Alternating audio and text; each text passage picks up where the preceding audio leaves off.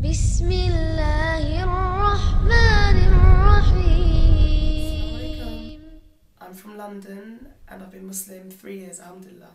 Well, I grew up in a church. My grandma is a devout churchgoer, so for pretty much the majority of my younger years, I went to church every Sunday with my gran, because my mum wasn't particularly religious, neither was my dad. And I really enjoyed going to church. It was fun. All the kids would run around, sing, clap, all that sort of stuff. It was really, really fun. And then, what else can I say about my family? Like, it was mainly Christian upbringing. I played football. I love football.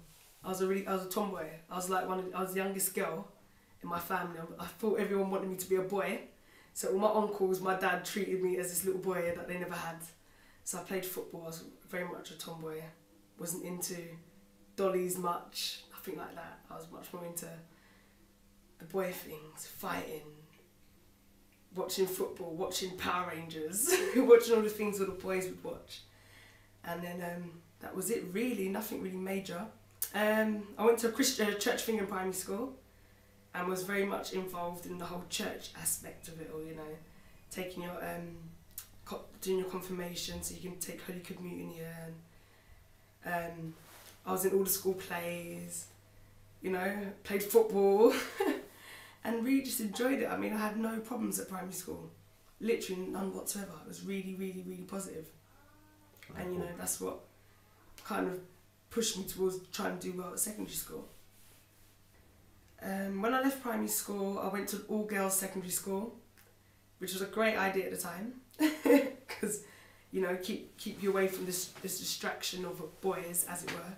I did well for the first few years, you know, studied hard, did my homework, up until about 14, and then that's when you start mixing with the wrong crowd, the crowd that goes out looking for boys, and you kind of just got, not like I was going out to be part of that, you just kind of get dragged along with the ride, as it were.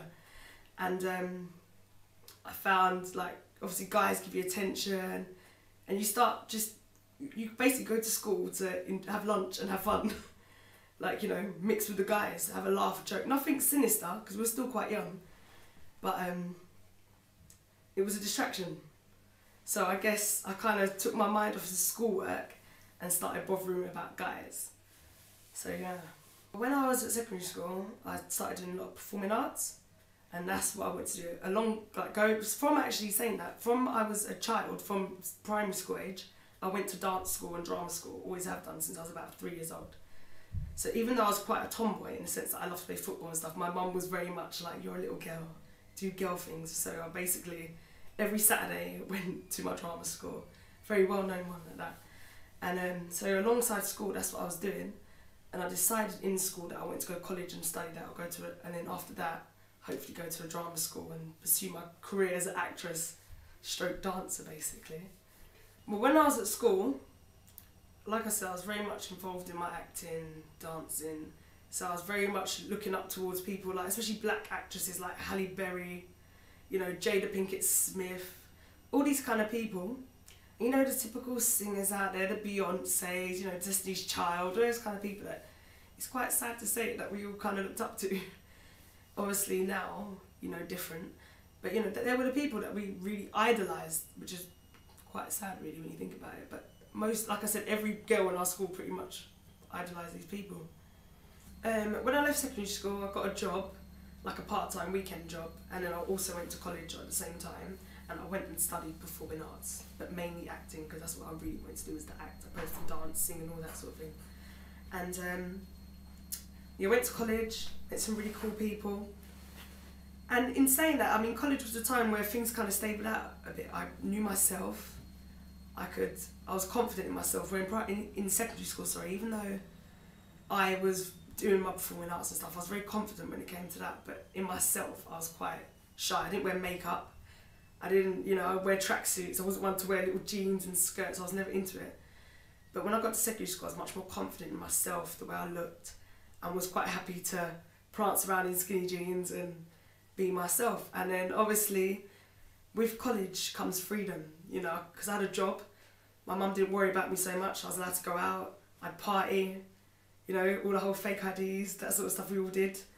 And I would say to you, my college years were fun. Like I said, I had a really good time. And then towards the end of college, I got pregnant. And I was about, what, 17 years old? And so, yeah. Well, after I got pregnant, I was more than disappointed in myself. I was like, how stupid a year. My family my mum was livid. My family were pretty disappointed because they all had high hopes for me. And it did for a bit. I was really like confused about everything, you know. Obviously the friends that I had spent all my time with weren't there anymore. You know, and alhamdulillah, I met new people. I met new people who were supportive, you know, people more older than me, who'd been through the same thing, like same experience as me, and who helped me basically to try and better myself and try and get back to where I was before I had my child. A year after I had my child, I got a new job. You know, I wanted to progress myself properly because, you know, before that I was partying hard. Literally every day I was out, and you know, things had to change. When you have a child, you can't be sitting up, you can't be partying all the time, you know. It's just not responsible. First of all, it's not responsible. Second of all, you know, your child's here now. You need to look after them and try and raise them up to be something. Do you know what I mean?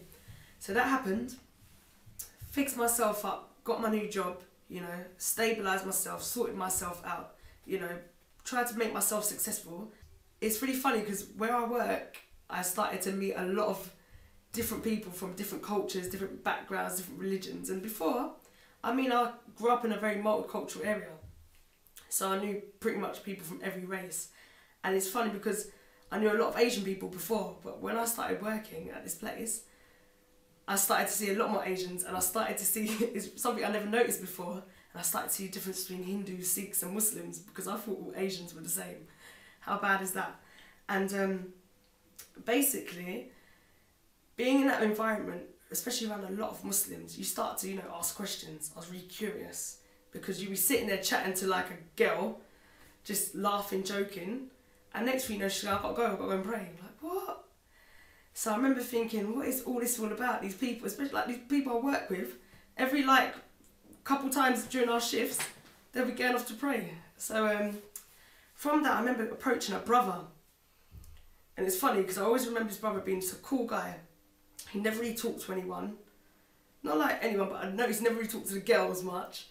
And I remember saying to him, like, why don't you talk to no one? And I remember him saying to me, oh, you know, it's not my sort of thing, you know. I was like, what do you mean? He's like, I'm a Muslim. I don't like to, you know, mix with, you know, females. And I was thinking, what is this guy on? And I remember saying to him, nah, this is strange. You're a good-looking guy. What is going on? All the girls in this place seem to love you, but you just don't seem to care. And I remember one day, I probably saw him about a week or two later. I think he went on leave or something, and he gave me a book. And I believe, I can't remember the exact title of the book, but it's like a brief illustrated guide or something to Islam. I cannot remember the name of the book, I have to remember it, but it was basically a thin book about like the science behind Islam, the Qur'an and everything. And I remember reading that thinking, my gosh, this makes sense. And it sounds really cliche, but it really, really, like, I don't know, it touched me in a way. I think just knowing the scientificness of it all really struck a chord with me. So maybe after about a week or so, I bumped into him again. I was like, oh, you need to give me another book. And in the end, he gave me his number and said to me, if you need any more books, just give me a text and I'll bring some in. And every like few days, I was texting him saying, bring me another book, bring me another book. And then one day, I didn't even text him. I remember just being at work, he comes up to me with his blue plastic bag full of books, and it had a massive Qur'an in it, which I still have to this day. And I remember it, I remember it clearly, just picking it up and reading like the Surah Al-Fatiha and going, subhanAllah, thinking to myself, wow, this is the weirdest thing, I can't even explain it. Like, my heart completely changed. And I remember saying to him, I want to take my shahada. About 2-3 days later. And he was like, what? I was at work, and I was like, no, I want to take my shahada.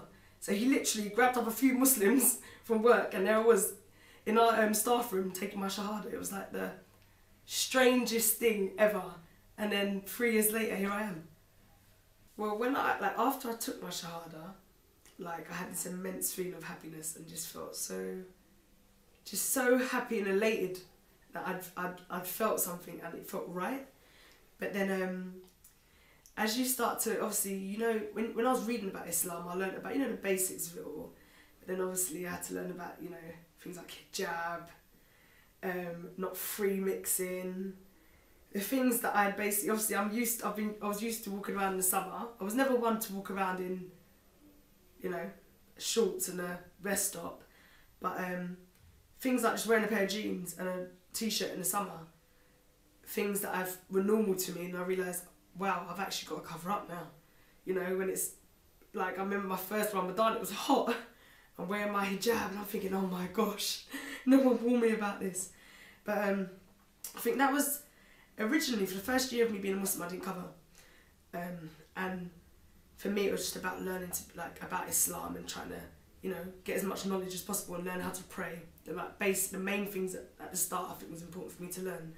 And then I remember one day, I had a friend here with me, and she obviously was wearing her hijab and a jilbab, and she said, why don't you try it? And I was like, oh, okay, I'll try it. And it was the first Ramadan, and I put it on. I put on just a little pashmina, wrapped it round, and a pair of like loose linen trousers that I could find, and like a cardigan. And I went out on the street for the first time in hijab, and I was like, oh my gosh, I can't even explain it. I had nerves. It was probably the most scariest thing I'd ever done in my whole life. I can't even explain it to you. And then that moment I went out, I saw every single person I could possibly see. I even bumped into my own grandmother with me wearing hijab. Remember, she's a Christian. And then after that day, I never took the hijab off. It was just like, well, I've seen pretty much everyone I know now, out of chance, as it were. Maybe it was Allah's way of making it easy for me. And that was it for me.